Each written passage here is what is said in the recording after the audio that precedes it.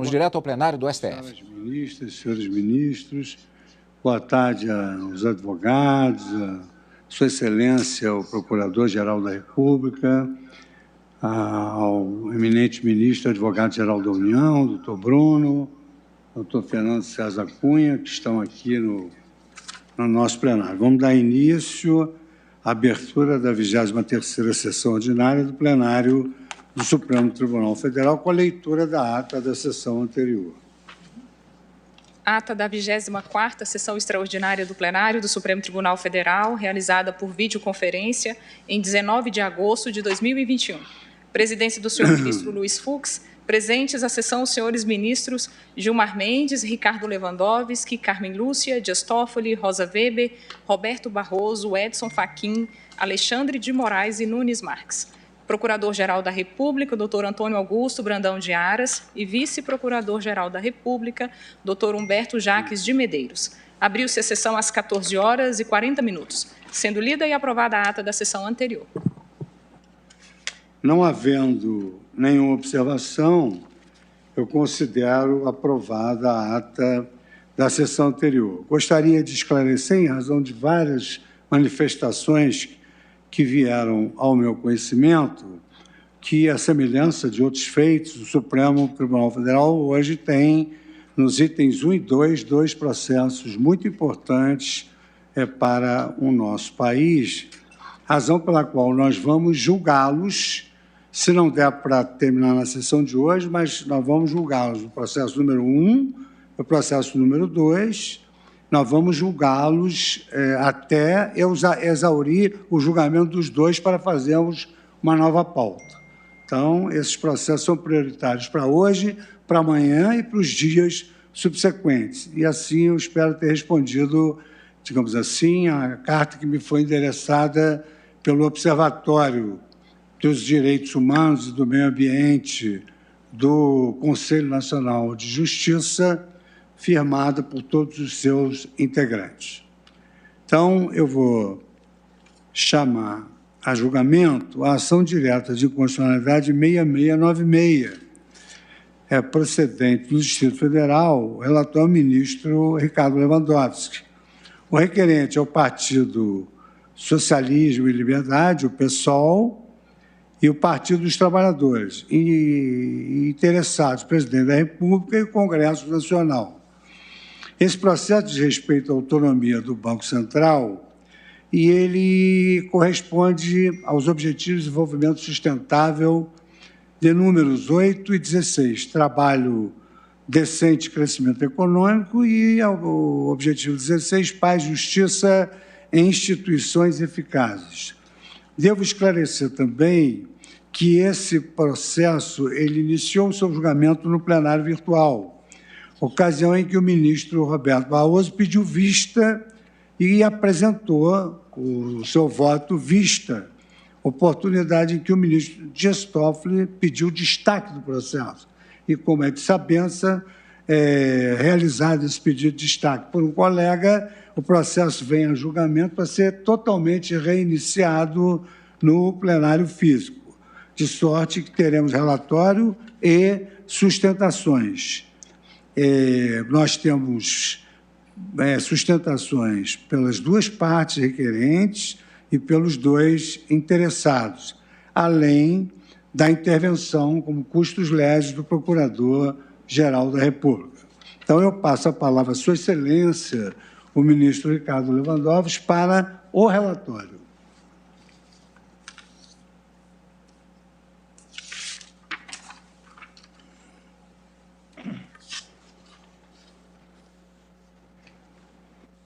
Boa tarde, senhor presidente. Como faço sempre, na pessoa de Vossa Excelência, cumprimento todos os demais presentes, os colegas, os advogados, os servidores, mas peço licença para expressar um cumprimento especial ao doutor Augusto Aras pela recondução à chefia do Ministério Público Federal e pela forma competente com que respondeu às questões que lhe foram formuladas na sabatina que enfrentou perante a Comissão de Constituição e Justiça do Senado Federal. Desejo à Sua Excelência muito sucesso no cumprimento renovado desta importantíssima missão e desejo também muitas felicidades no plano pessoal. Senhor presidente, ditas estas palavras, eu vou fazer um relatório um tanto quanto possível abreviado, porque os colegas já tiveram acesso ao relatório, assim como os advogados, até porque, como Vossa Excelência já afirmou, esta matéria encontrava-se no plenário virtual, portanto, de acesso público.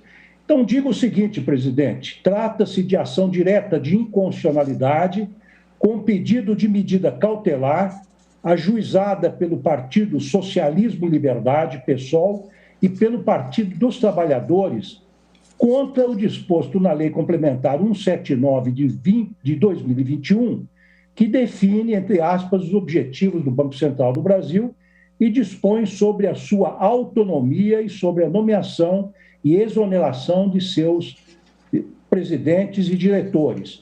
E altera o artigo da Lei 4.595 de 64. Os requerentes apontam, inicialmente, a ocorrência de uma inconstitucionalidade formal.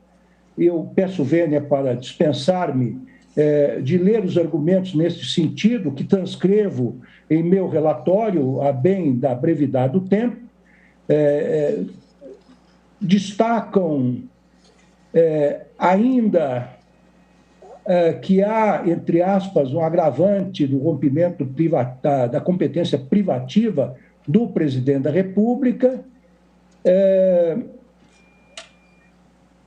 Enfim, há uma série de argumentos em que os subscritores da inicial não apenas alegam a inconstitucionalidade formal, como também material ou substantiva. Vossas Excelências certamente têm acesso a esses argumentos e eles serão, com toda certeza também, agora, enfim, veiculados dessa tribuna virtual nas sustentações orais.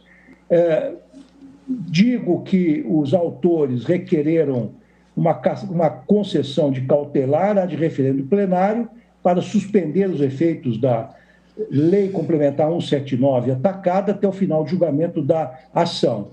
Eu, no entanto, apliquei o rito do artigo 12 da Lei 9868 de 89, solicitando informações aos presidentes da República, do Senado Federal e da Câmara dos Deputados, os quais se manifestaram regularmente. O advogado-geral da União manifestou-se pelo não conhecimento da ação, em razão da inépcia da petição inicial, e, no mérito, pela improcedência do pedido. Transcrevo a ementa da manifestação da AGU, peço licença para não lê-la também. O Procurador-Geral da República postulou a intimação dos autores para que emendassem a inicial e, sanado o vício, manifestou-se pelo conhecimento parcial da ação e na parte conhecida pela procedência do pedido. E aqui, senhor presidente, eminentes pares, eu vou ler parte da ementa, porque é importante, que é a seguinte: número 1, a petição inicial de ação direta inepta há de ser indeferida somente após o relator conceder à parte oportunidade para, se possível, corrigir o vício nos termos do Código de Processo Penal, artigo 139, 9, combinado com os artigos 317 e 321. Foi assim que procedi. 2, diz o Procurador-Geral da República na ementa, não se conhece de ação direta quando o autor deixa de proceder ao necessário cotejo analítico entre as prescrições normativas contidas nos dispositivos legais e o parâmetro constitucional invocado. 3, a matéria versada na Lei Complementar 179 de 2021 é de iniciativa privativa do Presidente da República nos termos do artigo 61, parágrafo 1º, inciso 2º, a linha C e E da Constituição Federal. 4, Quarto item da emenda: o projeto de lei de iniciativa do Presidente da República há de ser apreciado e votado primeiramente pela Câmara dos Deputados, casa iniciadora, e depois encaminhado à deliberação do Senado Federal, casa revisora, os termos do artigo 64, caput da Constituição Federal.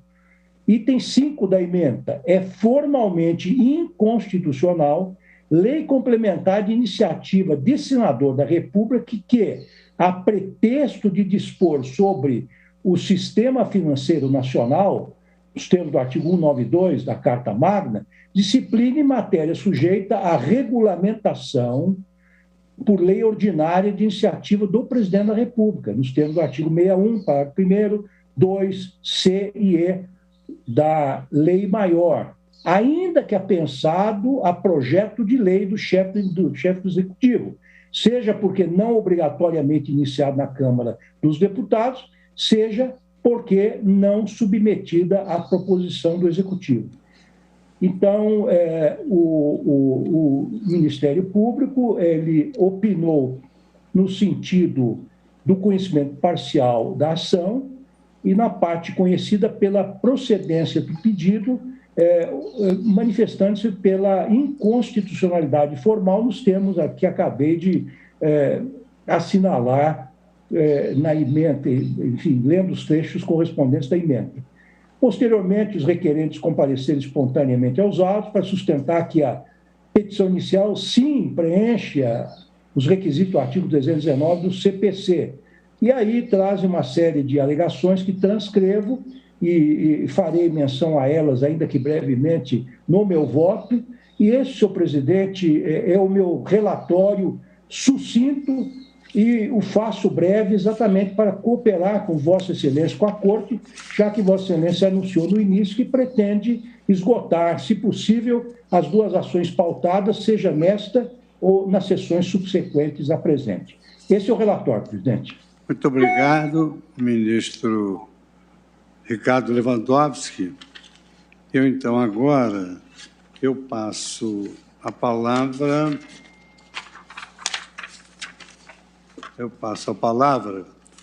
para a doutora Fabiana Lazzarini Afonso, que falará pelo requerente, dispondo, então, do tempo regimental de 15 minutos.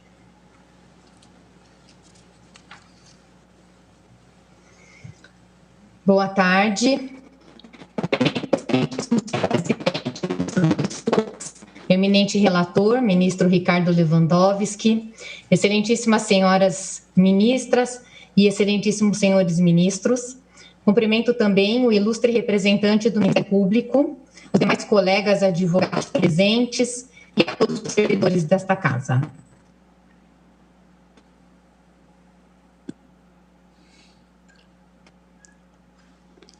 Doutora, a senhora consegue nos ouvir? Doutora Lazzarini, consegue nos ouvir?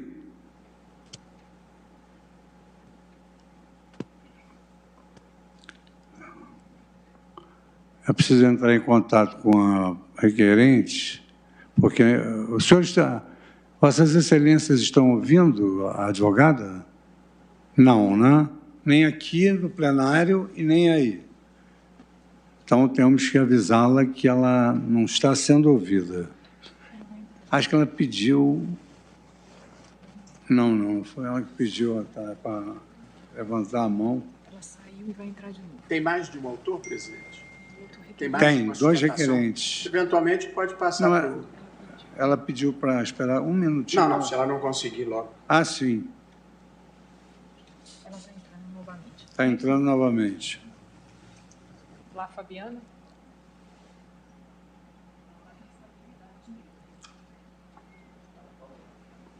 Está com instabilidade mesmo, lá na internet dela. Bom, eu tenho notícia de que a doutora Fabiana está com instabilidade na internet, então eu convido para assumir a tribuna virtual o doutor André Maimone, que falará pelo PSOL. Vossa Senhoria também disporá do tempo regimental de 15 minutos. Só depois de findar a fala de Vossa Senhoria que eu voltarei a palavra a eminente advogada, a doutora Fabiana. Então, Vossa Senhoria, doutor André, tem o tempo regimental de 15 minutos para expor as suas razões. Boa tarde, excelentíssimo senhor ministro, excelentíssimas senhoras ministras, excelentíssimo senhor relator. Muito boa tarde, meu nome é André Maimone, falo em nome do PSOL, sou Procurador-Geral da República. O PSOL, excelências, questiona a constitucionalidade da Lei Complementar 179, porque o Banco Central, num país de capitalismo periférico como é o Brasil, em desenvolvimento, com déficits sociais gravíssimos, e onde a pobreza, o desemprego e a fome voltaram de forma brutal recentemente a boa parte da população, não pode dar ao luxo, excelências, de ser uma instituição autônoma da política fiscal. Um banco livre, solto, salvo da realidade social, da política, e somente voltado a controlar a inflação. É dever de todos, sem exceções, o cumprimento constitucional de uma ordem econômica com função social. Como o Banco Central brasileiro já é bastante autônomo, de fato, o que se busca com a norma não é uma mera formalidade, excelência.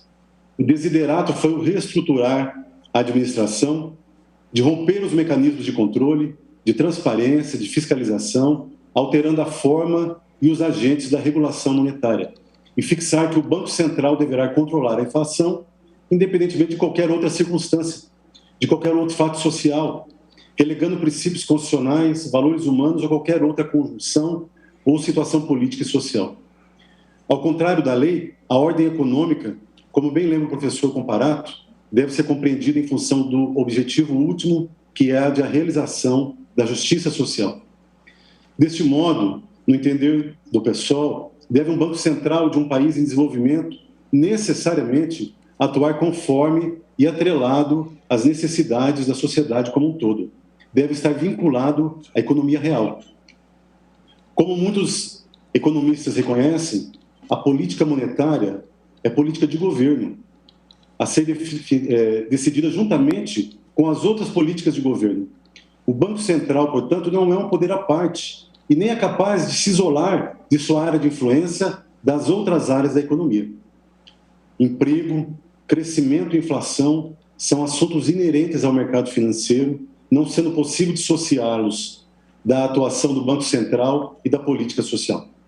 Como a atuação dos bancos centrais afeta a vida das pessoas e da comunidade, alcançando as políticas públicas de saúde, de tributação, de educação, em tantas outras áreas, não é democrático, excelências, que o cidadão e quase todos os setores sociais e políticos deixem de ter a possibilidade de influenciar os rumos da política monetária, seja pelos mecanismos de controle e fiscalização, seja pela atuação do governo eleito. A lei, portanto, ocasiona a retirada de uma competência constitucional para a qual foi eleito o presidente da República e que, portanto, tendo proposto ou não tendo vetado o projeto do Legislativo que foi aprovado, capitulou e abdicou, sem que pudesse fazer isso, das obrigações constitucionais conferidas diretamente ao presidente e emanadas dos artigos 170, 174 e 192 da Constituição. A ninguém é dado eximir-se das responsabilidades constitucionais para o desenvolvimento e crescimento econômicos com responsabilidade social, inclusive o Banco Central do Brasil. A transferência ou a delegação de competência constitucional do Poder Executivo, dando autonomia ao Banco Central, é, portanto, ultra vires societatis, porque é uma desistência de deveres constitucionais, e sendo lesa pátria é nulo, como se sabe. A lei complementar permite a prática da porta giratória dos executivos do setor privado e não tem sequer aprimorados os sistemas de prestação de contas e controle social próprios de bancos centrais autônomos.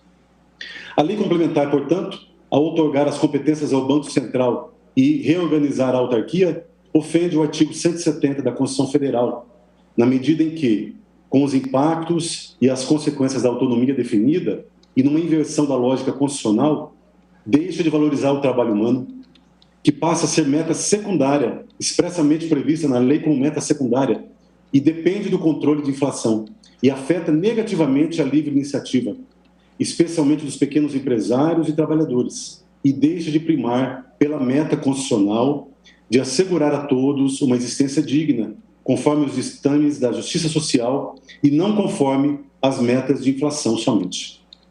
A lei, portanto, ofende o artigo 174 da Constituição Federal, uma vez que, com autonomia estabelecida, o Estado abre mão de seu poder-dever, sua competência constitucional de manter-se como agente normativo e regulador da atividade econômica e deixa de aplicar a obrigação de exercer plenamente as funções de fiscalização, de incentivo, de planejamento da política monetária e parte da política econômica.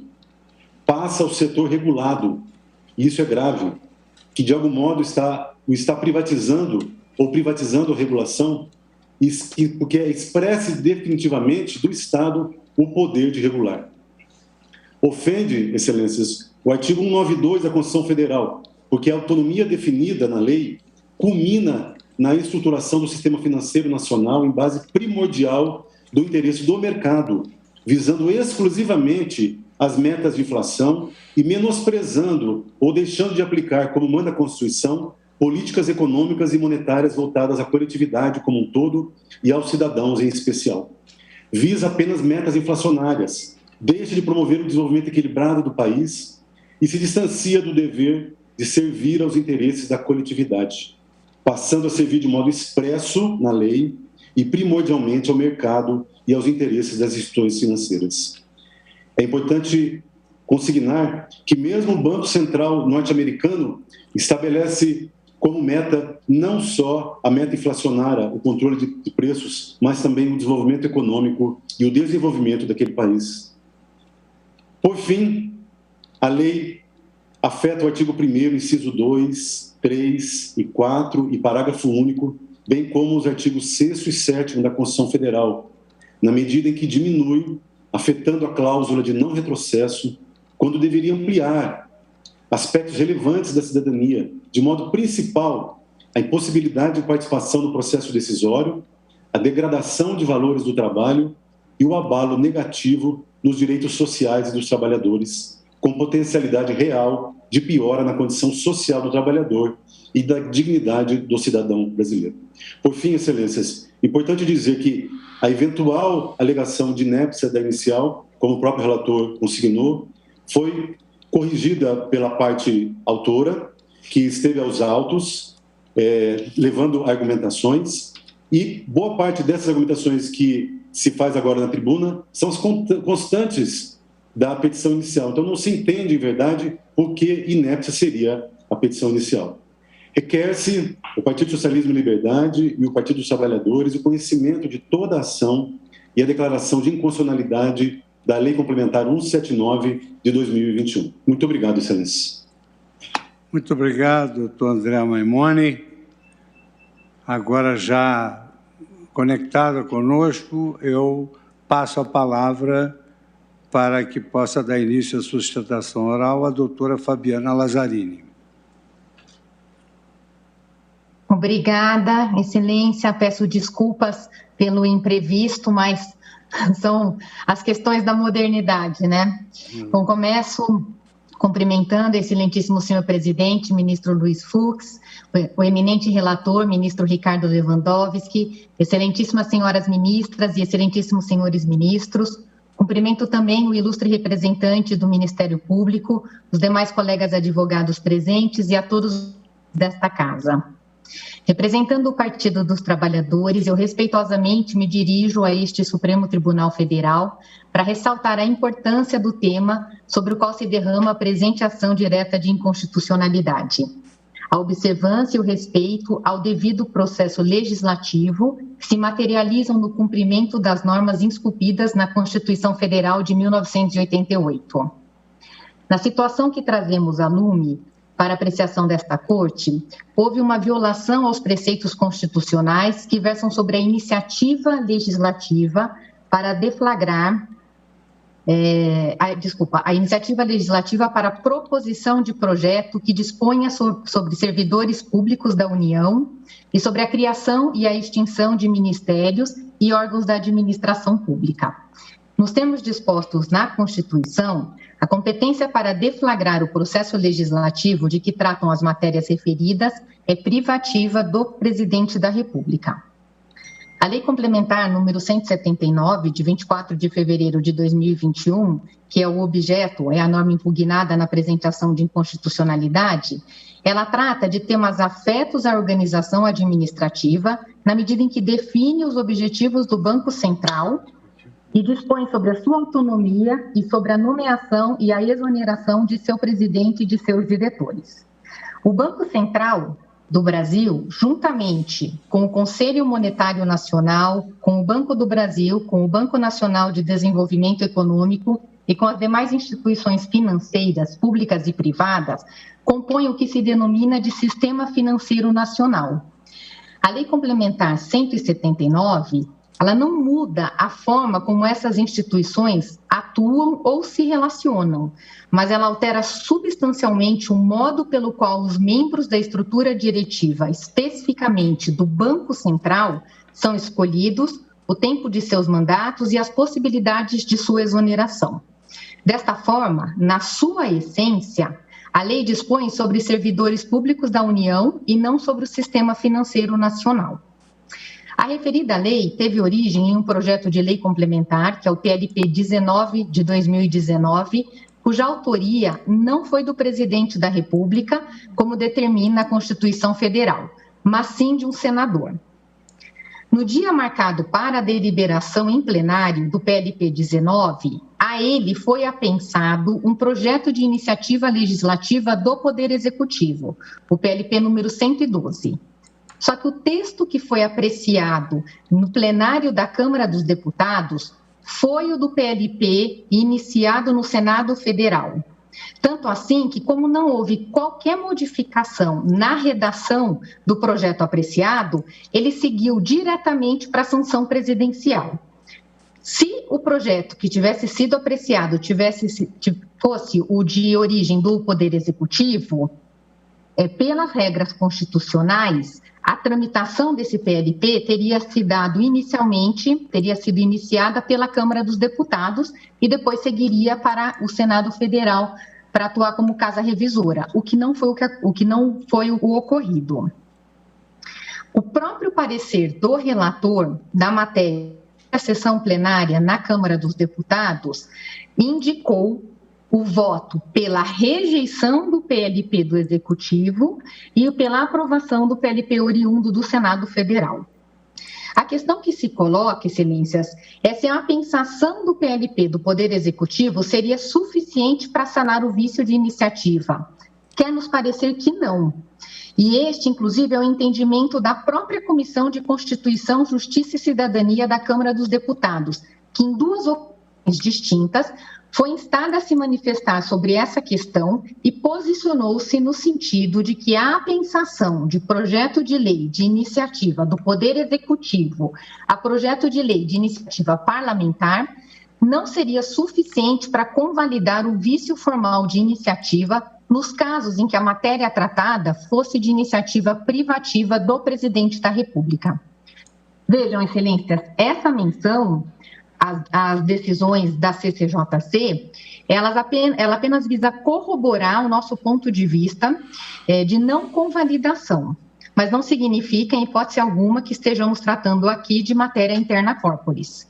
A matéria objeto da presente ação é o vício de iniciativa com base nas disposições da Constituição Federal, e é sobre ela que pedimos a apreciação de Vossas Excelências.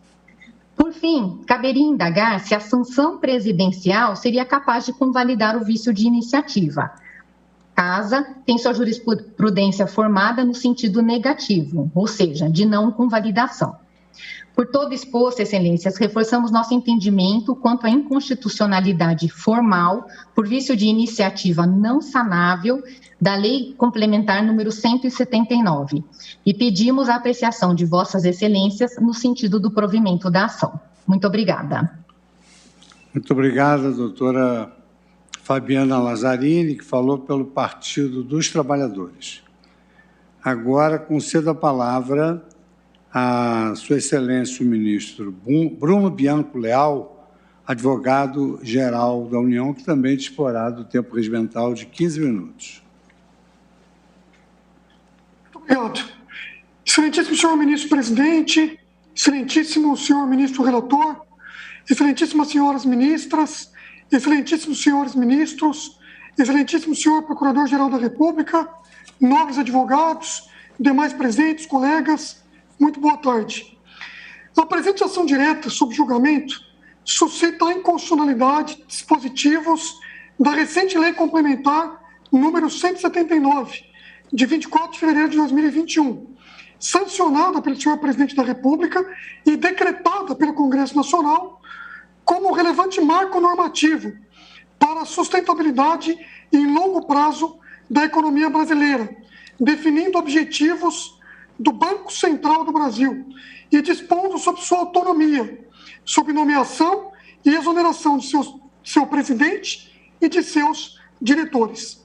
Em caráter preliminar, como já adiantado pelo nobre ministro relator, conforme a manifestação nos autos feita pela Advocacia Geral da União, arguímos a inépcia da petição inicial, porque não houve especificação de pedido de mérito, apenas um pedido preliminar, em descompasso ao que exige a Lei 9.868, de 1999, especificamente em seu artigo 3º, inciso 2º. A falha técnica prejudica a delimitação do objeto da ação, inviabiliza a apreciação do tema e não é passível de aditamento posterior à prestação de informações. Nesse sentido, cito questão de ordem na ação direta de inconstitucionalidade número 437, de relatoria do ministro Celso de Mello, julgada pelo Pleno do Tribunal em 1º de março de 1991. Adentrando ao mérito, começo pela alegação de inconstitucionalidade formal trazida na petição inicial. A esse respeito, a Advocacia Geral da União levanta 2 pontos que entende muito relevantes, que bem sintetizam sua posição, a posição da AGU, sobre o tema.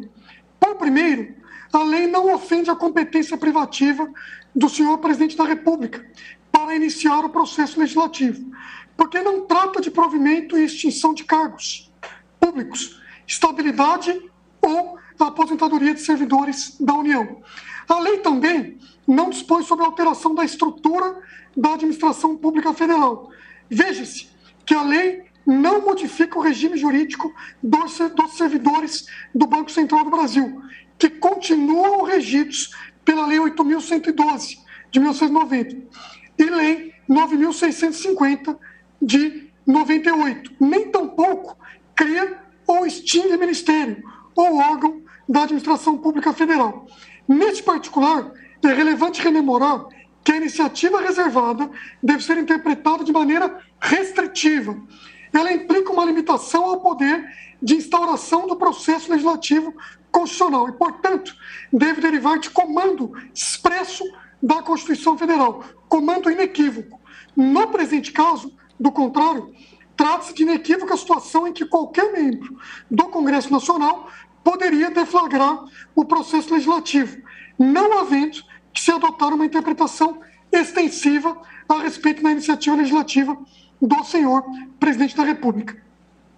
Em complemento, o segundo ponto muito importante se evidencia pelo fato de o próprio Poder Executivo ter encaminhado projeto similar ao que estava em tramitação nas casas legislativas e que está pensado ao projeto que deu origem à Lei Complementar 179 de 2021.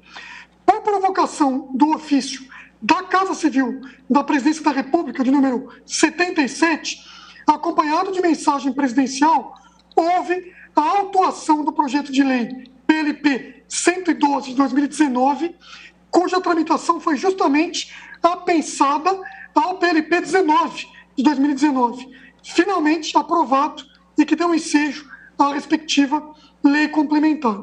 Eventual vício de iniciativa presidencial, portanto, ficaria totalmente superado, uma vez que o projeto aprovado contou com a coautoria e a ampla participação do Poder Executivo, evidenciando uma explícita manifestação do senhor Presidente da República no sentido de iniciar o processo legislativo.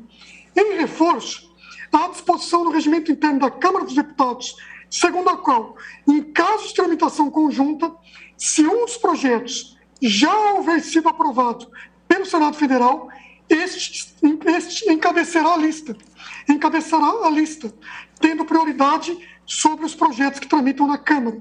Em decorrência dessa disposição expressa, o projeto apresentado pelo Senado Federal teve precedência na sua apreciação. Ora, o suposto vício formal apontado pelos requerentes não envolveu questão constitucional relativa à iniciativa, a qual, como demonstrado, foi corretamente exercida, mas sim uma questão interna corporis, referente ao trâmite conjunto de projetos de lei absolutamente assemelhados. Tudo isso resta bem demonstrado na manifestação da Advocacia Geral da União, apensada aos autos, devidamente amparada em minucioso parecer da Procuradoria-Geral do Banco Central do Brasil, também constante nos autos. Passando à alegação de inconstitucionalidade material, a lei complementar não impõe violação ao disposto na Constituição, em seus artigos 170, sobre a ordem econômica, 174, funções de fiscalização, incentivo e planejamento a cargo do Estado como agente normativo e regulador de atividades econômicas, e também o artigo 192, sobre o Sistema Financeiro Nacional.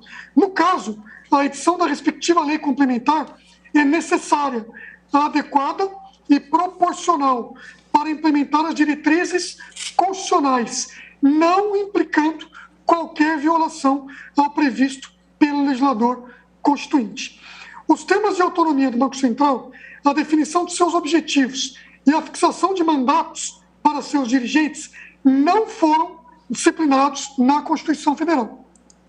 Todavia, representam matérias sujeitas à atuação do legislador complementar. A emenda constitucional número 40, de 29 de maio de 2003, promoveu alteração ao artigo 192 da Constituição e confiou a disciplina do Sistema Financeiro Nacional a leis complementares, que disporão, inclusive, sobre a participação do capital estrangeiro nas instituições que o integram. Por esse motivo, as inconstitucionalidades materiais suscitadas nesta ação direta são absolutamente destituídas de parâmetro de controle constitucional, não havendo nenhum vício substancial ou a comprometer a norma complementar, já que expressamente autorizada pelo texto constitucional. O Estado, por outro lado, não está abrindo mão de seu poder e dever de atuar como agente normativo e regulador de atividade econômica. O Estado não está deixando de exercer plenamente as funções de fiscalização, incentivo e planejamento de políticas monetárias e econômicas. Ao contrário, está assegurando o exercício desse seu poder-dever. A inicial desconsidera que funções relevantes e essenciais do Estado são desempenhadas pela administração indireta, como no caso do Banco Central do Brasil, uma autarquia de natureza especial, integrante da estrutura do Poder Executivo Federal. Por sua vez, a fixação de mandatos escalonados para o presidente e os diretores do Banco Central tem o propósito legítimo de proteção contra exonerações injustificadas, garantindo-lhes autonomia para seguir as metas fixadas para a política monetária nacional.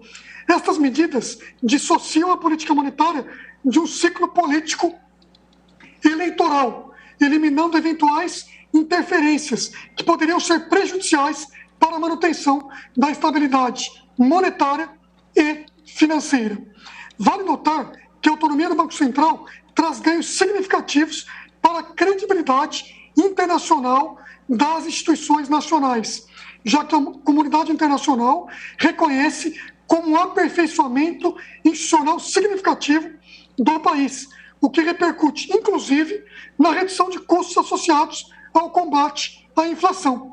Geralmente, um Banco Central aumenta a taxa de juros para combater a inflação, e um Banco Central autônomo, com maior credibilidade, pode combater a inflação a um custo mais baixo, pois limita a influência política na determinação de políticas monetárias. Por isso, uma política muito bem-vinda e muito bem sucedida do ponto de vista internacional. A Lei Complementar número 179 de 2021 não impõe, portanto, qualquer retrocesso, nem constitucional, tampouco retrocesso social, nem tampouco restringe aspectos relevantes da cidadania. Não ofende os artigos 1º, inciso 2º, 3º e 4º e parágrafo único, 6º e 7º da nossa Constituição da República Federativa do Brasil.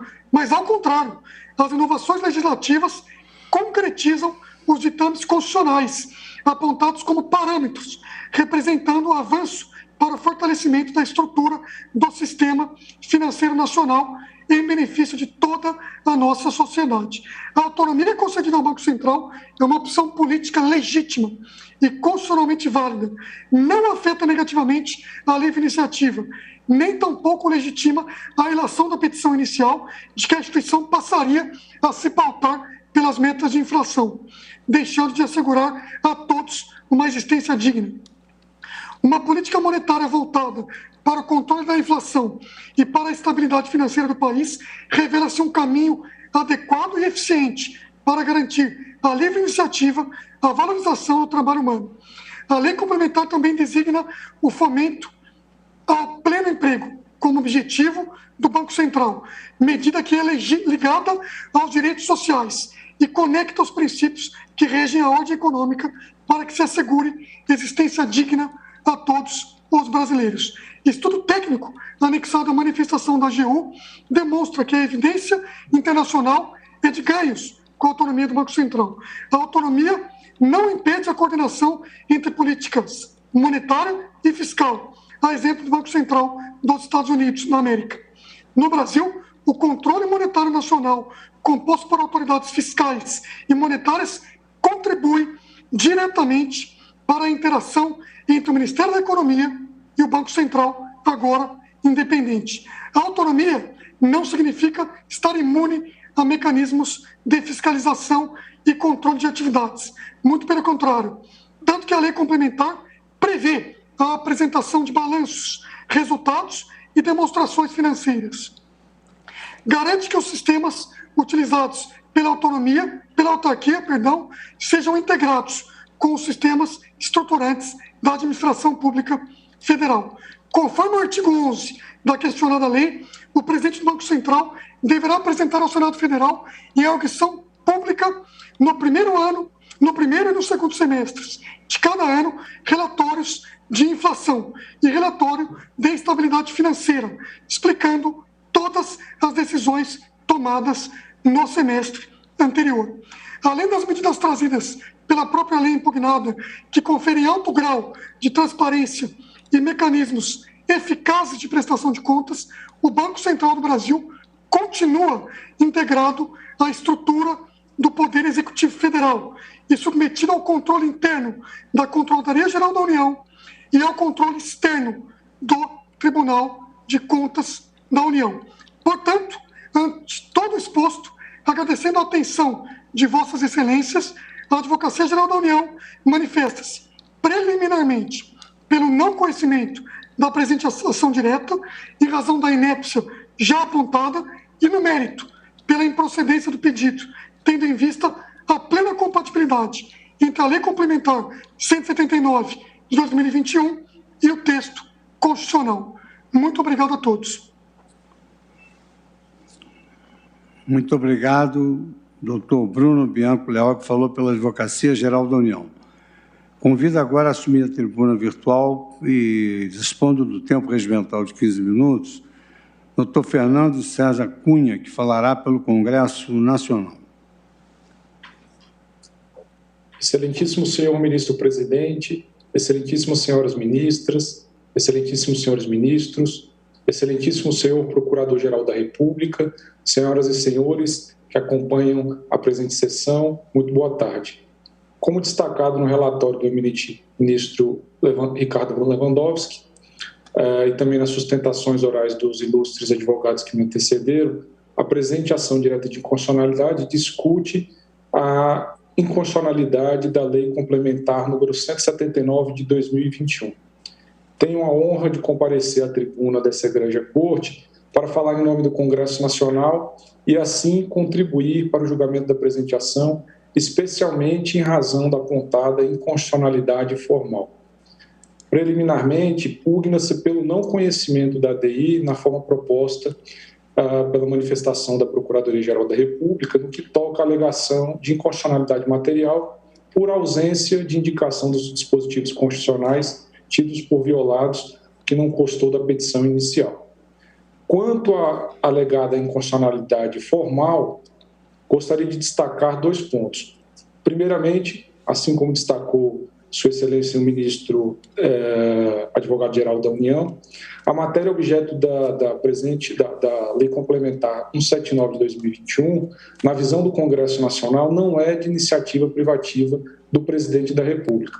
E o segundo ponto, ainda que se considerasse como iniciativa do Presidente da República, essa prerrogativa foi observada no processo legislativo. Em relação ao primeiro ponto, a Lei Complementar 179 de 2021, ela não versa sobre matéria de iniciativa privativa do Poder Executivo, porque em seu texto não incide em nenhum aspecto da relação laboral que vincula servidores públicos e a União.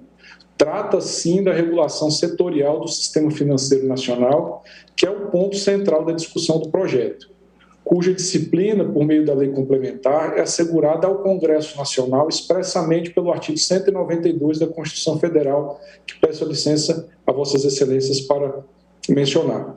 O sistema financeiro nacional é estruturado de forma a promover o desenvolvimento equilibrado do país e a servir aos interesses da coletividade em todas as partes que o compõem, abrangendo as cooperativas de crédito, será regulado por leis complementares que disporão, inclusive, sobre a participação do capital estrangeiro nas instituições que integram.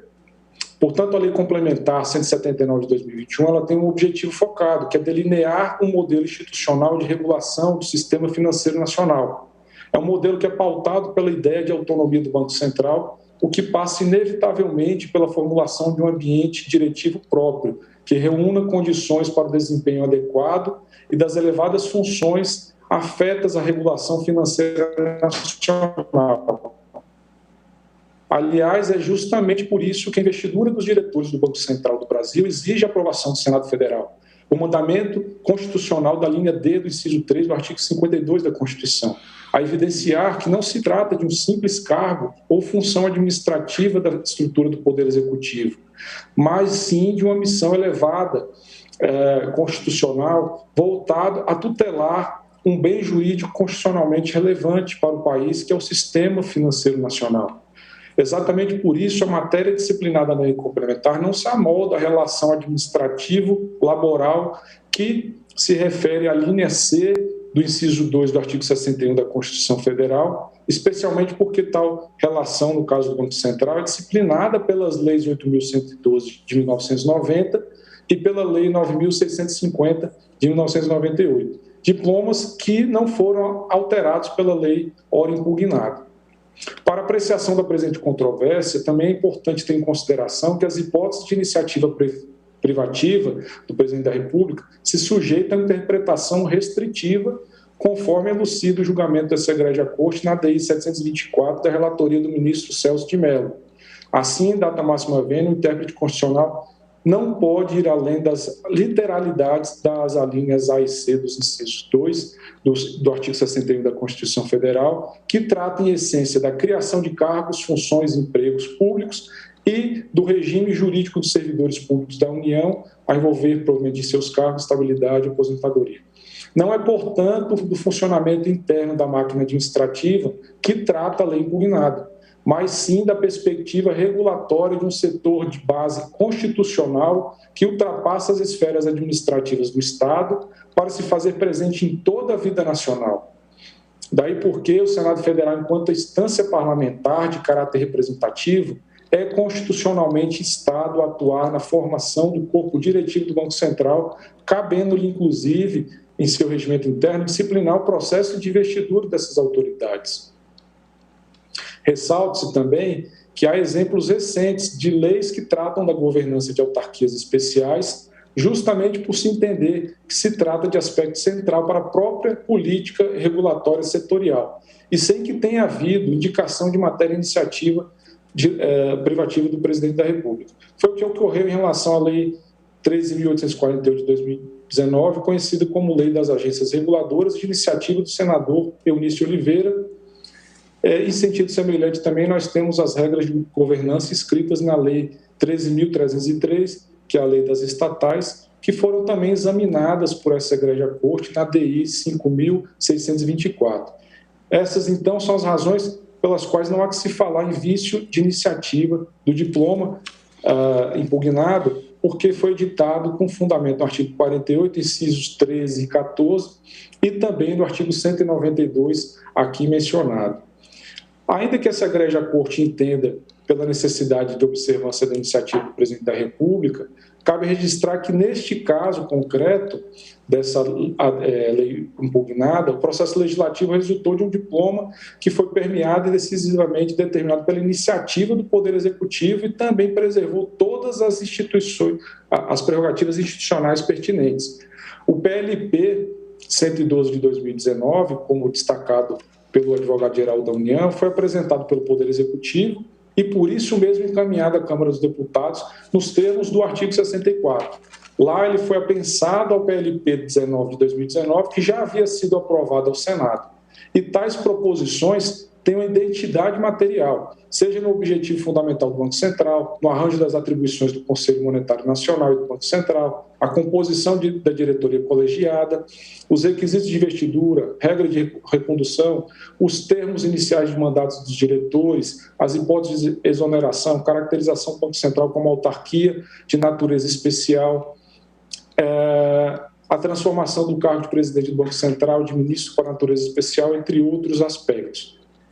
E por efeito do apensamento, que é um mecanismo de consagrada presença no direito parlamentar, aquilo que era materialmente rimado ganhou identidade processual e lia com as encarecidas ideias de eficiência e economia processual. Daí porque a discussão e a própria deliberação da matéria na Câmara dos Deputados teve por objeto um bloco de proposição legislativa formada pelos dois projetos de lei complementar. No que atinge mais diretamente ao caso concreto, importa saber que o âmbito disciplina estritamente parlamentar, o interna corporis, esse bloco de proposições é regido por duas principais regras regimentais, que é o artigo 260 do Regimento Interno do Senado Federal e o artigo 143 do Regimento Interno da Câmara dos Deputados, que dispõe que determinado apensamento, a matéria oriunda da casa que tem precedência, bem como o regime especial da tramitação de uma proposição, estende-se às demais, dando-se que, embora do ponto de vista formal meramente registral, a lei complementar número 179 tenha resultado da aprovação do PLP 19, advindo do Senado, e da subsequente prejudicialidade do PLP 112 de 2019. Isso não elide a circunstância essencial de que ambas as proposições foram objeto de deliberação conjunta. O produto da deliberação parlamentar reflete quase que absolutamente o teor da proposta do Executivo. E mais que isso, a tramitação em caso revela que todas as prerrogativas constitucionais foram integralmente preservadas, não havendo que se falar de um ponto de vista substancial ou mesmo teleológico em qualquer déficit ou prejuízo no processo deliberativo. O presidente da República teve apreciado e substancialmente ou quase que integralmente aprovado os termos de sua proposição, sendo assim contemplado com aquilo que José Afonso da Silva identifica como conteúdo do poder de iniciativa. O Senado Federal efetivamente participou do debate parlamentar nos mesmos termos da proposta presidencial, dada a multicitada identidade entre os PLPs. E a Câmara dos Deputados preservou, inclusive, a sua prerrogativa maior em matéria de iniciativa do Poder Executivo. Deu a palavra final sobre a proposição. Portanto, considerando que, no caso concreto, à luz da dinâmica da própria atividade parlamentar, todas as instituições contempladas com o núcleo essencial de suas funções e prerrogativas, não há razão para se vislumbrar qualquer vício de ordem processual na formação do diploma. Diploma que é produto nítido e indiscutível da união de vontades do Poder Executivo e das duas casas legislativas do país, observando assim o devido processo constitucional. Por essas razões, o Congresso Nacional pugna pela improcedência dos pedidos formulados na presente ADI, reconhecendo-se a constitucionalidade da norma impugnada. Muito obrigado. Muito obrigado, doutor Fernando César Cunha, que falou pelo Congresso Nacional. Agora eu passo a palavra à Sua Excelência, o Procurador-Geral da República, doutor Antônio Augusto Aras, para a sua sustentação.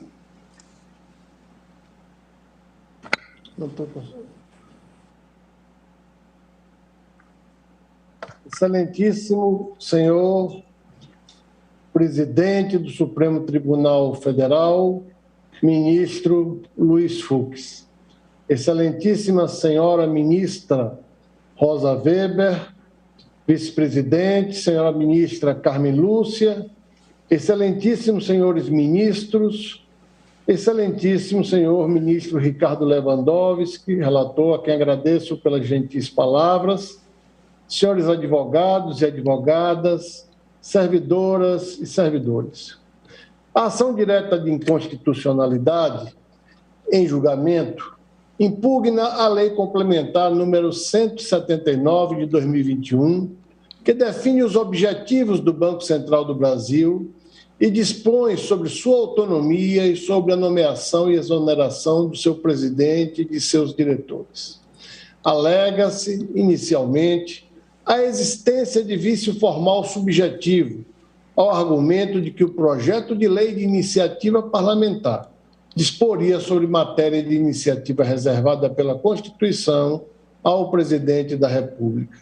O Banco Central é uma autarquia federal prevista constitucionalmente no artigo 164 da Constituição, que desempenha função relevantíssima no âmbito da política monetária e da estabilidade financeira do país.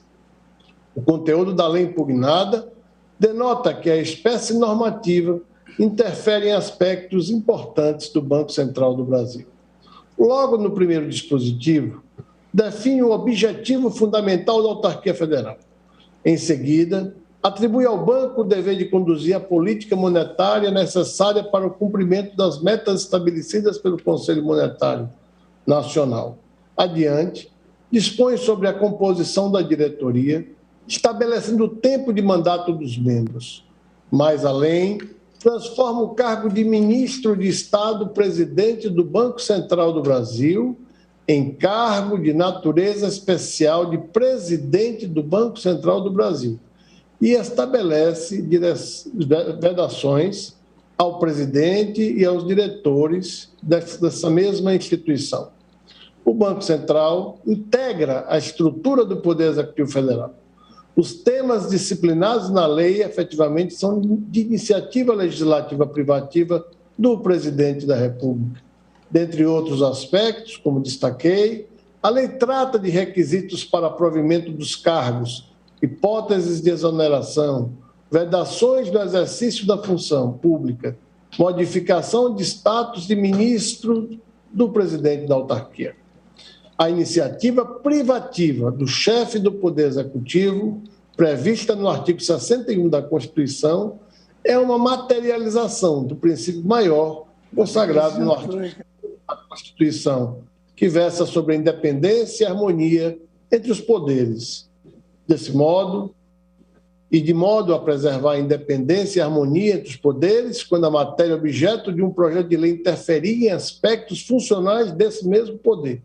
A iniciativa da proposição legislativa haverá de ser deste poder que tem uma predominância de interesse nesse tema. Essa data vênia é a diretriz que se extrai do artigo 2º da Constituição. Bem por isso, a violação à Constituição, no presente caso, até antes do artigo 61, parágrafo 1º do texto da Lei Maior, já ocorre em relação ao artigo 2º da Constituição. O vício de iniciativa, data vênia, afigura-se insanável. A sanção do projeto de lei não convalida o vício formal subjetivo, conforme a jurisprudência pacificada pelo Supremo Tribunal Federal, e é de longa data este posicionamento, desde a superação da antiga súmula número 5 dessa egrégia Corte Suprema. Ressalto que o fato de ter sido apensado ao projeto de lei que resultou na lei impugnada, um outro projeto de iniciativa do presidente da República da época. Também não há de superar o vício constitucional. Primeiro, porque o projeto de iniciativa do presidente foi rejeitado pelo Senado e o texto aprovado foi o do projeto de lei de iniciativa parlamentar.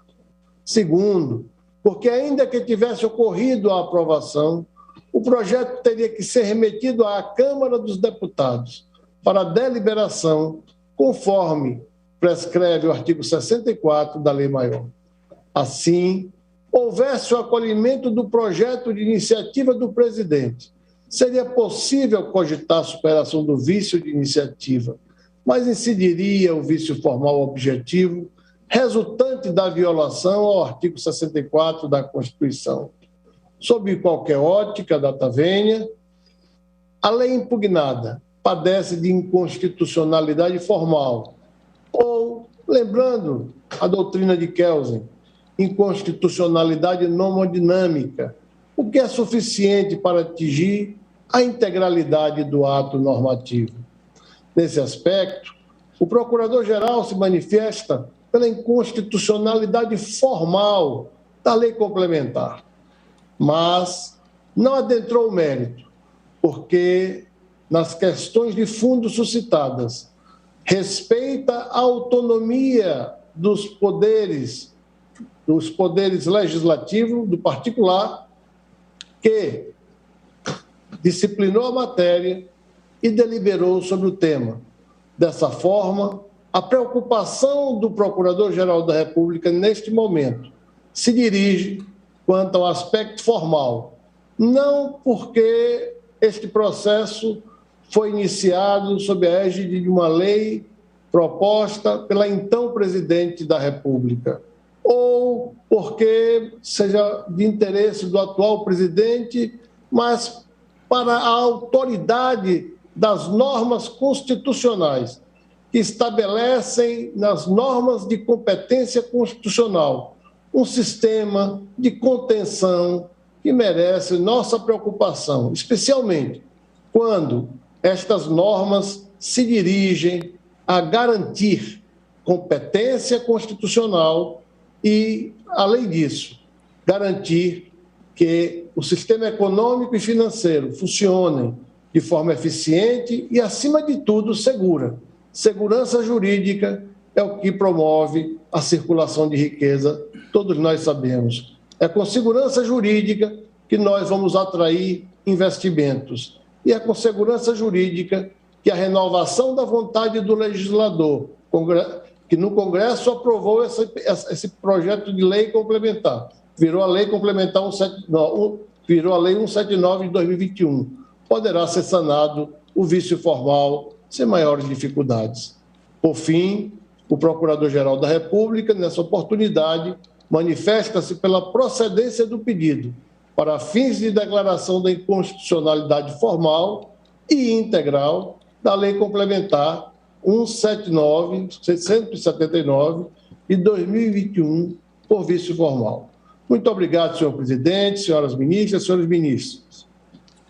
Muito obrigado, Sua Excelência, doutor Augusto Aras, que foi muito justamente aqui saudado pelo relator Ricardo Lewandowski pela sua recondução ao cargo de Procurador-Geral da República.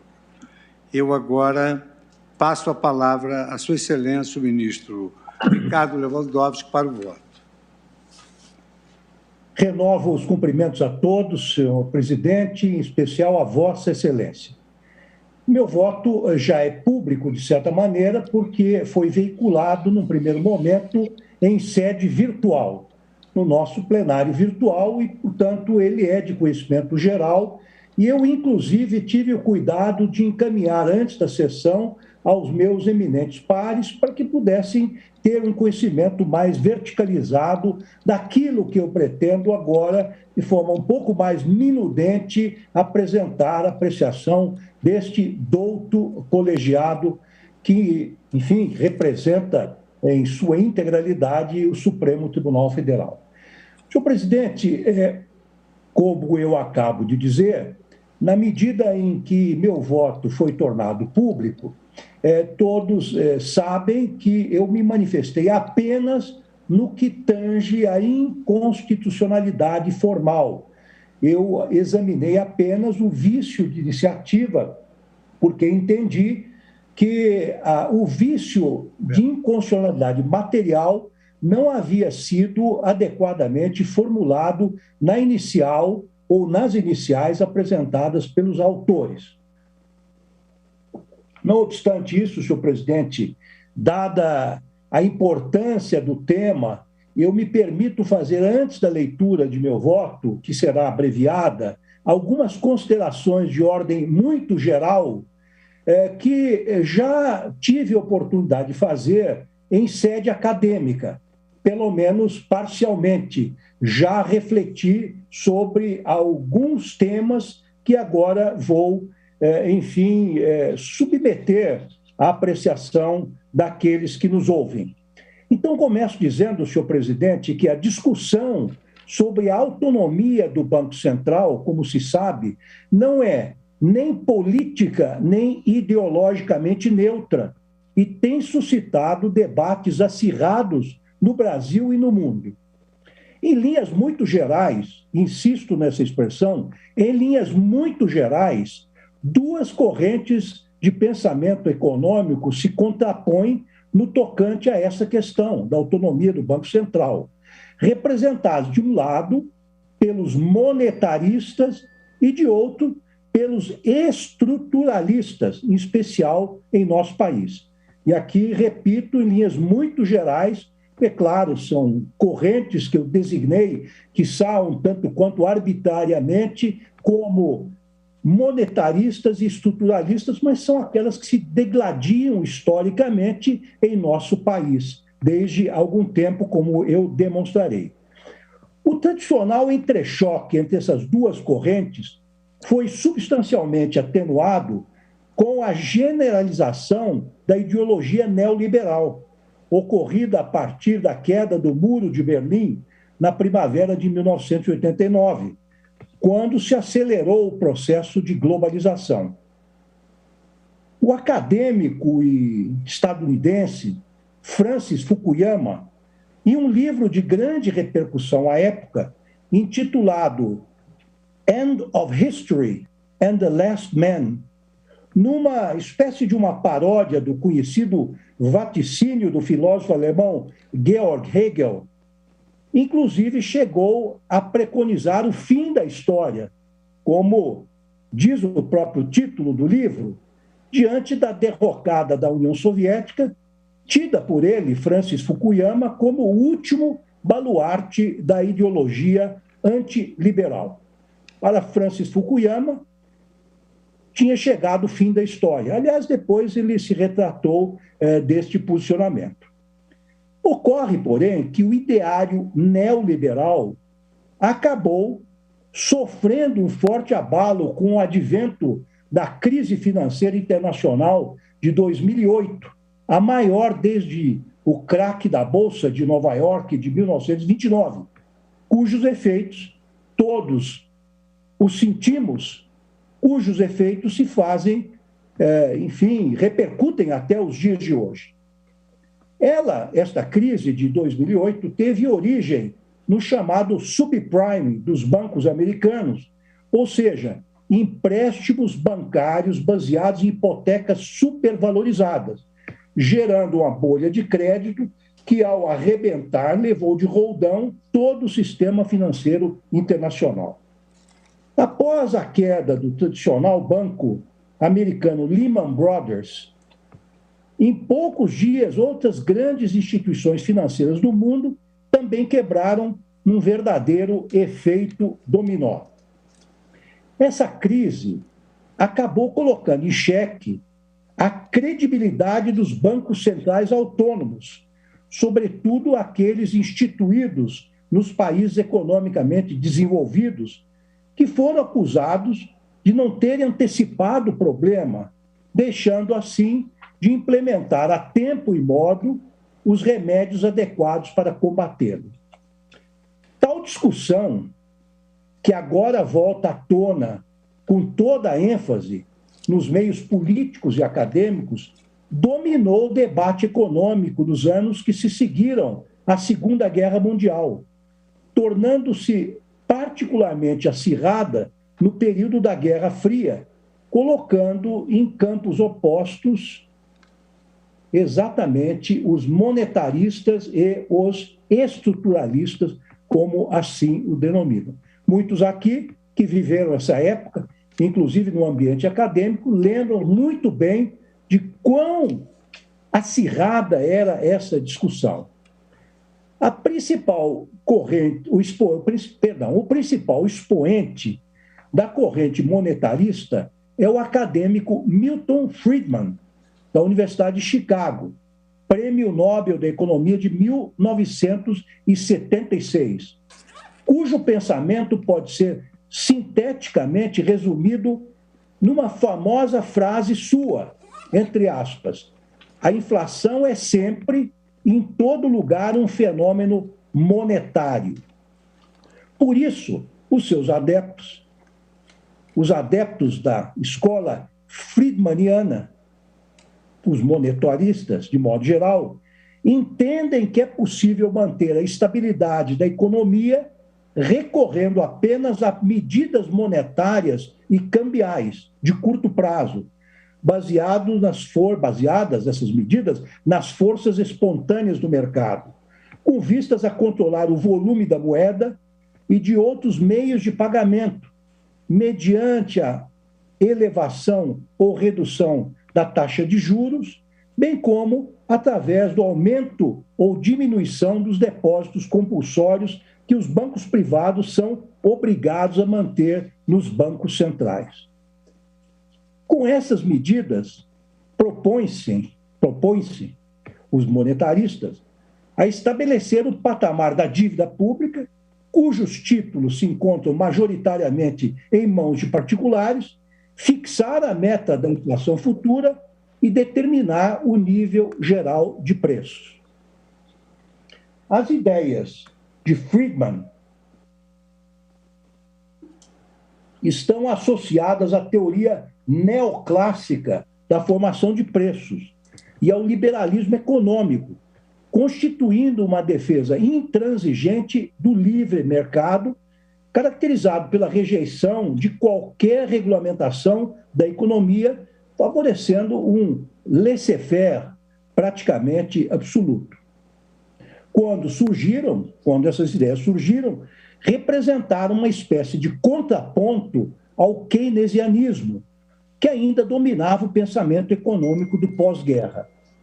O keynesianismo corresponde à teoria econômica desenvolvida pelo economista inglês John Maynard Keynes, ou Keynes, segundo alguns pronunciam, esse pensamento, essa teoria foi veiculada em sua famosa obra General Theory of Employment, Interest and Money, Teoria Geral do Emprego, dos Juros e da Moeda. Muito conhecida essa obra, é um clássico, enfim, dos bancos escolares, daqueles que se iniciam no estudo da economia. E nesse livro, John Maynard Keynes defende o papel do Estado como agente indispensável para o controle da economia, objetivando, entre outras coisas, mas fundamentalmente, alcançar o pleno emprego. Suas ideias tiveram uma enorme influência na renovação das teorias clássicas e na reformulação da política de livre mercado. Essas ideias, atribuem ao Estado não só a faculdade, como também o dever de conceder benefícios sociais, de modo a garantir às pessoas em geral um padrão mínimo de vida, com o estabelecimento de um salário mínimo, a fixação de uma jornada máxima de trabalho, o estabelecimento de um seguro-desemprego, além da manutenção de um sistema público de assistência e previdência social. Essas são, em rápido e muito ligeiro resumo, as ideias de John Maynard Keynes. O keynesianismo foi responsável, todos sabem disso, pelo advento do Estado do Bem-Estar Social, também conhecido como Welfare State, amplamente emulado depois da Segunda Guerra Mundial pelas nações europeias, em especial pelos países escandinavos, cujas economias foram reerguidas por generosos investimentos em infraestrutura promovidos pelo Plano Marshall, patrocinado pelos Estados Unidos, com inspiração no New Deal, levado a efeito pelo presidente Franklin Delano Roosevelt nos anos 30, justamente para superar os efeitos da crise causada pela quebra da Bolsa de Nova York em 1929, a qual já fiz referência. Hoje, um dos principais herdeiros dessas ideias de Keynes é o americano Joseph Stiglitz, da Universidade de Colômbia, prêmio Nobel, assim como Friedman, da economia, só que desta feita no ano de 2001, considerado um neo-keynesiano que se notabilizou por suas teses contrárias ao fundamentalismo de livre mercado e à globalização, que ele chama de selvagem, inclusive um livro sobre isso. Pois bem, os estruturalistas antes recebidos, e sempre pedindo a devida licença pela generalidade dessa classificação, notadamente os de extração nacional, mais afinados com o pensamento de Keynes, ao contrário dos monetaristas, têm a pretensão de combater a inflação, que consideram um mero sintoma de desajustes mais profundos da economia, mediante reformas estruturais, combatendo, por exemplo, o crescimento assimétrico dos distintos setores econômicos, a má distribuição da renda, as disparidades regionais, a deficiente distribuição das terras e o baixo nível educacional, lançando mão de medidas governamentais de médio e longo prazo. A diferença, pelo menos ao que se diz, e ao que pude aprender entre os monetaristas e os chamados estruturalistas é esta. Os monetaristas intervêm casuisticamente na economia ad hoc, segundo a cada momento da economia, com medidas de curto prazo, ao passo que os estruturalistas prevêem uma intervenção governamental de médio e longo prazo para, quem sabe, se é que isso é possível, sanar problemas estruturais que são causadores da inflação e não apenas o volume de moeda em circulação. No Brasil, as ideias monetaristas predominaram amplamente depois de 31 de março de 1964, tendo a sua influência, interessantemente, ultrapassado o período do regime militar. O pioneiro nessa linha de pensamento no Brasil foi o ministro da Fazenda no governo Café Filho, de 25 de abril de 1954 a agosto de 1955, que escreveu um clássico sobre o assunto denominado Princípios de Economia Monetária. Senhor presidente, permito-me dizer que li como jovem de 19, 20 anos, na Escola de Sociologia e Política, com muito interesse esse livro, em 2 volumes, todo anotado, uma edição de 68, e fiquei encantado pelo trabalho de Eugênio Goudin, um engenheiro politécnico, e fiquei encantado pela forma cartesiana como ele enunciava suas ideias num momento histórico, né, nos anos 60, extremamente conturbado por um debate ideológico acirrado acerca das várias correntes econômicas. Quase que eu me torno economista e abandono, enfim, a minha futura profissão de advogado e depois de juiz. Quem sabe, na minha vaga, teria havido alguém com atributos intelectuais melhores do que este que vos fala. Mas, de qualquer maneira... Não apoiado. Mas é um livro fascinante, fascinante, muito bem escrito. Eu guardo com muito carinho esta obra. Pois bem, continuo. Durante a sua breve gestão à frente da pasta da economia, Eugênio Goudin empreendeu uma política econômica baseada no corte de despesas públicas e de contenção da expansão da moeda e do crédito, provocando, é verdade, uma crise no setor industrial aqui no Brasil e creio que também a Alhures, sempre dependente de financiamentos bancários.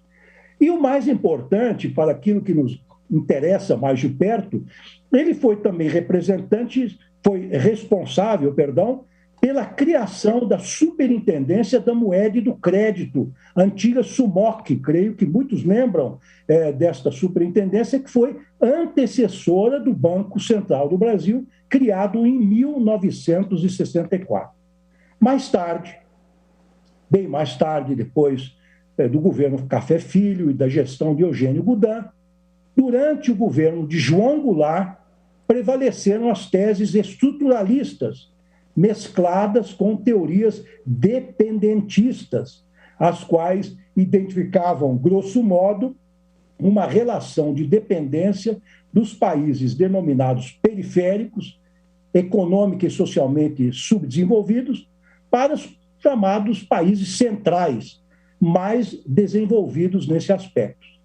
Os que viveram, estudaram, participaram da academia, do meio universitário nos anos 60, certamente se lembram bem desta teoria da dependência econômica dos países periféricos relativamente aos países centrais. Essas concepções encontraram expressão, por exemplo, no pensamento do ministro do Planejamento de João Goulart, Celso Furtado, responsável pela idealização do plano trienal, que, embora de forma responsável, aliás, Celso Furtado foi um aluno da CEPAL, né? Embora de forma muito responsável conferisse ênfase ao saneamento das finanças públicas, ele preconizava a promoção de investimentos governamentais em áreas críticas para alavancar o desenvolvimento econômico e social.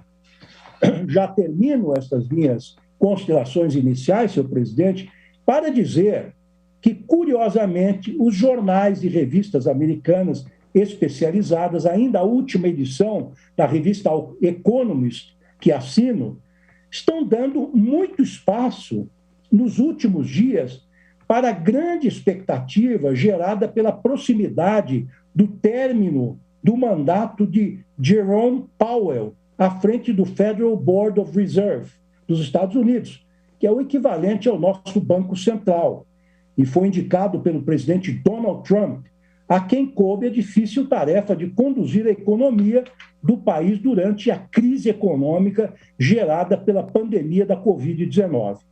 Segundo consta, os porta-vozes de Wall Street estariam pressionando o presidente Joe Biden a reconduzir o atual dirigente do Fed, como o Federal Board of Reserve é conhecido de forma abreviada, ao passo que os integrantes do Partido Democrata, pelo qual Joe Biden foi eleito, favorecem uma troca de comando, entregando esse comando a uma mulher, ou eventualmente até um representante de alguma minoria.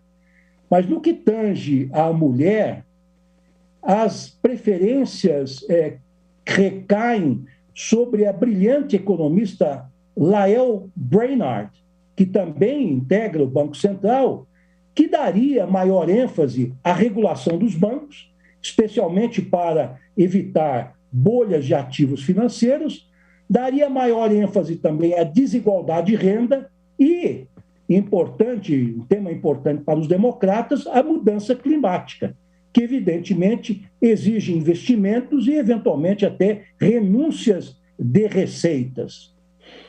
Como se vê, senhores ministros, senhoras ministras, o tema da autonomia do Banco Central é extremamente polêmico, envolvendo opções contra e a favor da medida, todas elas claramente matizadas do ponto de vista político e ideológico. Não vou entrar nessa questão, não vou me posicionar relativamente ao tema, assim como fez o excelentíssimo senhor Procurador-Geral da República, doutor Augusto Aras. Não exatamente pelos motivos que Sua Excelência, com muita propriedade, expõe, talvez até minhas ideias coincidam eventualmente com as de Sua Excelência, mas, no caso, não ingressarei na temática de forma mais aprofundada, na substância do tema, no aspecto material do tema, porque, por deficiência da inicial, que, a meu ver, não indicou com a necessária precisão os dispositivos da Lei Complementar 179 de 2021, contrários à Constituição Federal. E, por essa razão, então, eu me aterei tão somente às questões de natureza formal. Senhor presidente, indago a Vossa Excelência se, faltando 10 minutos para o tradicional intervalo das 16 horas, continuamos com a leitura de nosso voto, ou fazemos uma pausa, ou, alternativamente, eu, nesses 10 minutos que faltam para as 16 horas, me ateria apenas ao exame das preliminares. Eu faria uma sugestão, Vossa Excelência, que se puder aproveitar esses 10 minutos dentro dos tópicos que subdividir o voto, acho que seria proveitoso para o colegiado, na medida em que nós pretendemos fazer esse julgamento dos dois feitos da pauta de hoje, não necessariamente hoje, mas já adiantar para que, ao menos amanhã, nós já pudéssemos continuar. Vossa Excelência conseguiria, nesses 10 minutos, parar num determinado tópico? Sim. Então eu pediria essa gentileza a Vossa Excelência. Claro, com muito gosto. Então, eu faria algumas considerações sobre as preliminares e depois, se Vossa Excelência assim concordar, pararíamos para o intervalo e reiniciaria depois para examinar a inconstitucionalidade formal. Está bem assim? De acordo. Pois não.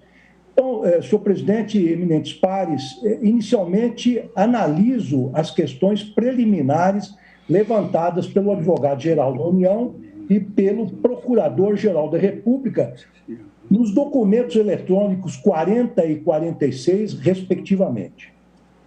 Desse modo, ou nessa esteira, rejeito a preliminar de inépcia da petição inicial pela ausência de formulação do pedido definitivo na inicial, seja porque foi formulado oportunamente pelos requerentes por meio da petição STF 44.787 de 2021, para que, entre aspas, haja confirmação da decisão concessiva da medida cautelar e, ao final, seja declarada a inconstitucionalidade da integralidade da Lei Complementar número 179, de 24 de fevereiro de 2021, fecho aspas, página 2 do documento eletrônico 48.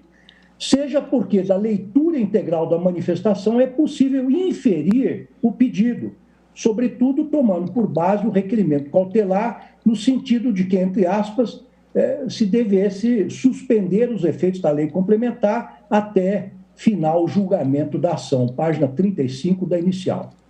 Registro por oportuno que não há óbice para o aditamento da inicial.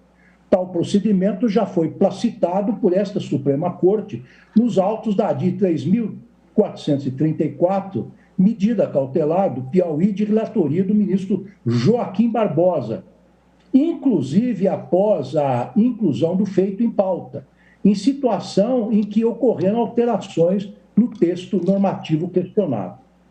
O STF também já rejeitou a preliminar de inépcia da petição inicial da ADI 2.682, do Amapá, de relatoria do ministro Gilmar Mendes, por entender, entre aspas, que a mera indicação de forma errônea de um dos artigos impugnados não obsta ao prosseguimento da ação se o requerente tecer coerentemente sua fundamentação e transcrever o dispositivo constitucional impugnado.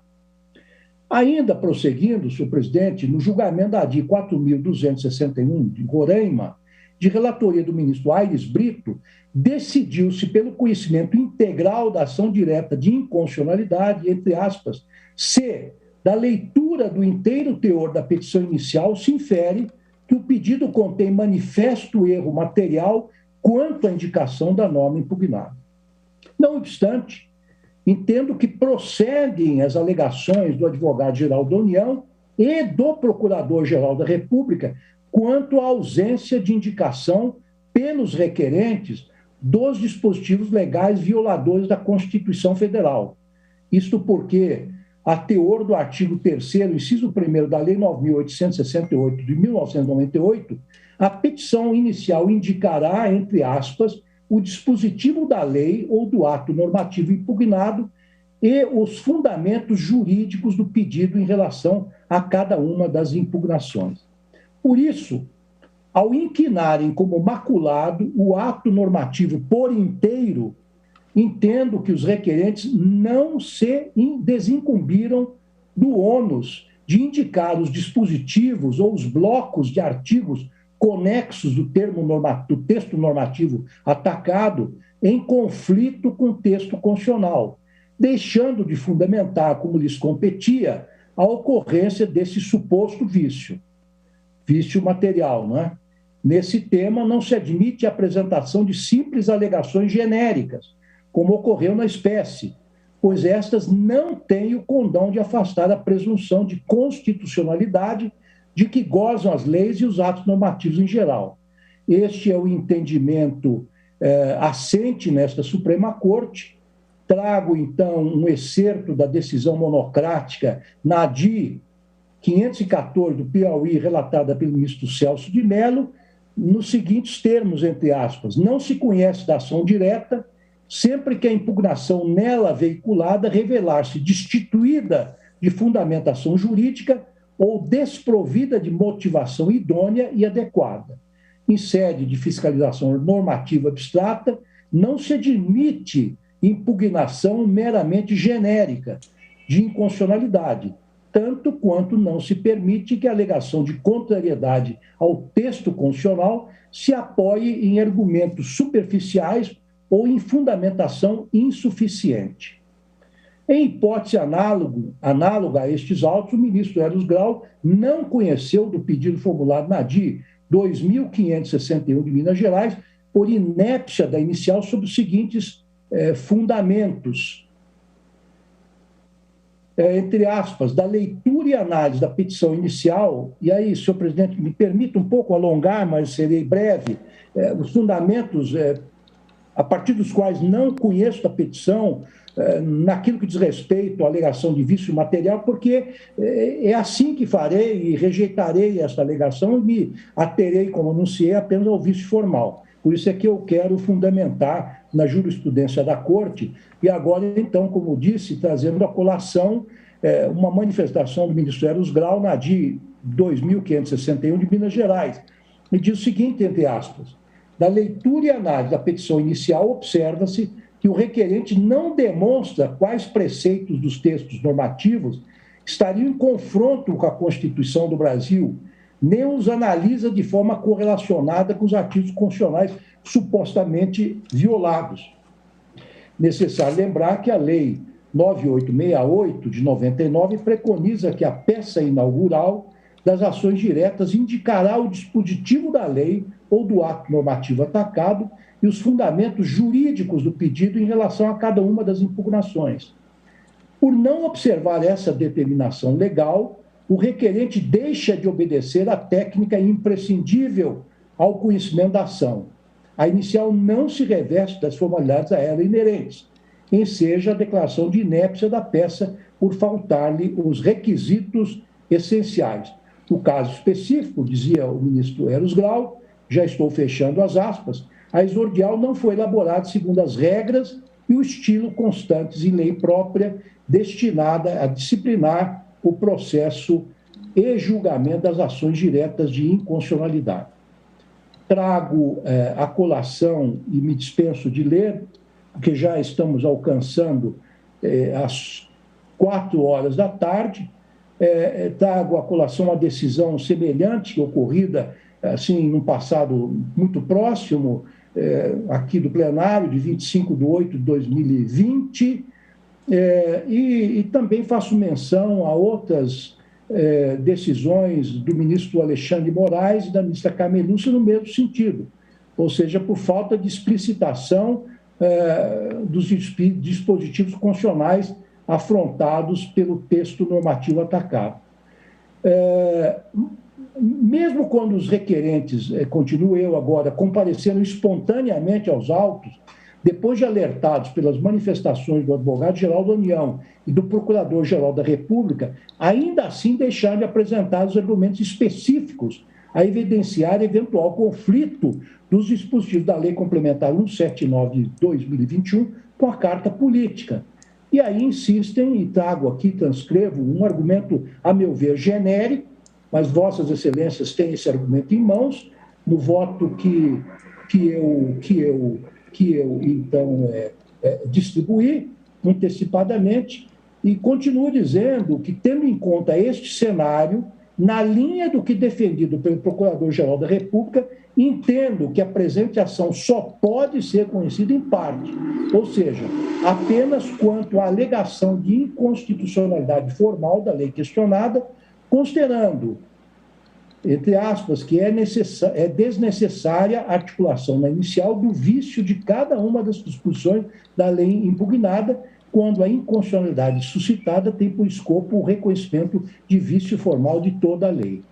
Então, senhor presidente, eu rejeito a preliminar que pretende não conhecer in totum da ação, mas acolho a preliminar de conhecimento parcial para conhecê-la apenas no que diz respeito ao vício formal, rejeitando as alegações relativamente ao vício material. Então, são essas as preliminares, a meu ver, que tinha que suscitar perante o egrégio plenário.